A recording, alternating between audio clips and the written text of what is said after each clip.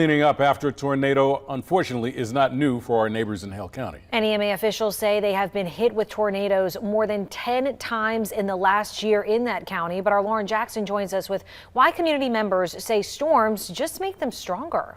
Yeah, Catherine, Steve, Hale County used to average about 2 tornadoes per year, according to the EMA, but the county just keeps getting hit with 3 already so far this year in 2023. But emergency officials say safety response is just getting better and better with each storm.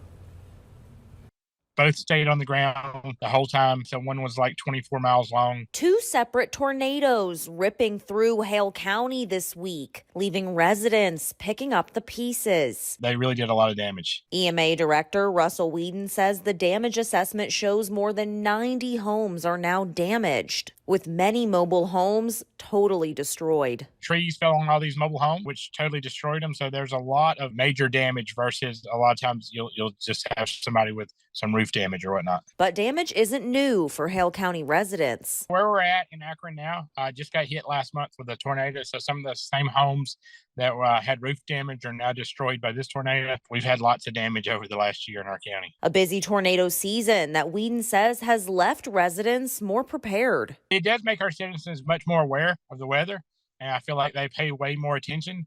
And so I feel like that's one of the things that leads to no injuries and no fatalities. Whedon says residents' safety prep and plans gets better and better with each storm, helping keep the community safe. It makes you feel really good that, we didn't have any injuries where we could have just as easily had 20 fatalities.